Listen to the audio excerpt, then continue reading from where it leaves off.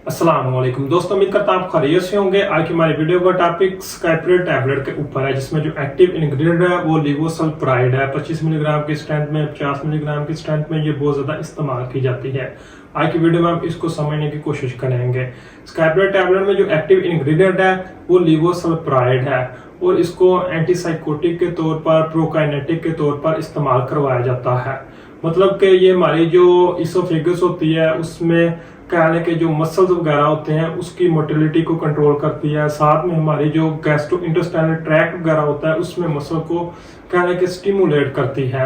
मतलब कि हमारे खाने को या कहने के हमारे जो मसल्स वगैरह होते हैं अगर उनकी मूवमेंट में कोई मसला आ रहा है तो उसको बेहतर करने के लिए इसको इस्तेमाल करवाया जाता है। अक्सर लोगों को खाने के बाद फौरन उल्टी वगैरह का मसला होता है, खाने के बाद बदहजमी वगैरह का मसला होता है और खाने के बाद घबराहट, बेचैनी, इस तरह की जो प्रॉब्लम्स होती है उनमें हम इसको इस्तेमाल कर सकते हैं। तो इसके अगर यूजेस की बात की जाए तो जिन लोगों को डिस्पेप्सिया वगैरह का मसला होता है उनमें हम स्काइप्रिल टैबलेट को इस्तेमाल कर सकते हैं।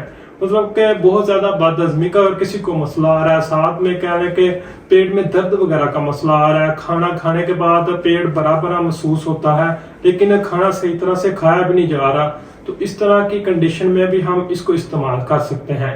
इसके अलावा जिन लोगों को गर्ट वगैरह का मसला होता है, गैस्ट्रो इसोफेगल रिफ्लक्स डिजीज वगैरह का मसला होता है, उसमें भी हम स्काइप्रिल टैबलेट को इस्तेमाल कर सकते हैं। इसमें होता क्या है कि बहुत ज्यादा मैदे में तेजाबियत बनना शुरू हो जाती है।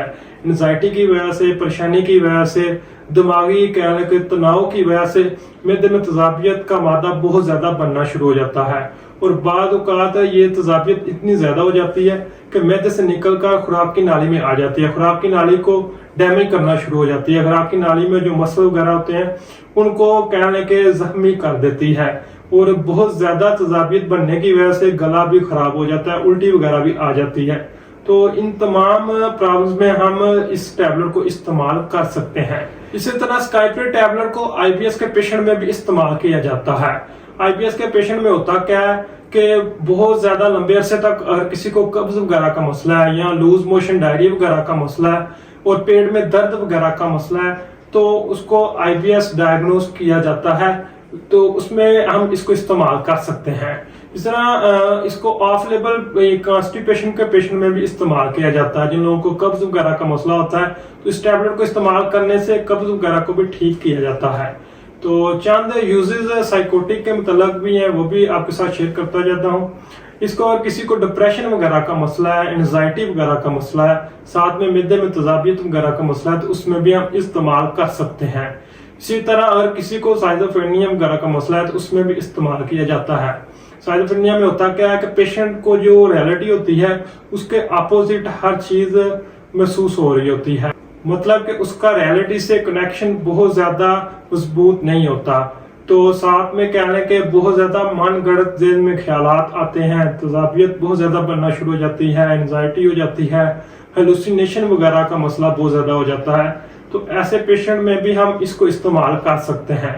इसी तरह स्काइप्रिल टैबलेट को कुछ अगर किसी को वर्टिगो वगैरह का मसला है, चक्कर वगैरह आने का मसला है, तो उसमें भी हम इस्तेमाल कर सकते हैं। डिस्पेप्सिया और माइग्रेन वगैरह का किसी को मसला है, मतलब के बदहजमी की वजह से सर में दर्द वगैरह का मसला है, तो ऐसे पेशेंट में भी हम इसको इस्तेमाल कर सकते हैं। तो यही थे इसके मेजर यूजेस। अब बात करते हैं इसकी डोज की। इसको 25 मिलीग्राम या 50 मिलीग्राम दोनों में इस्तेमाल करवाया जाता है।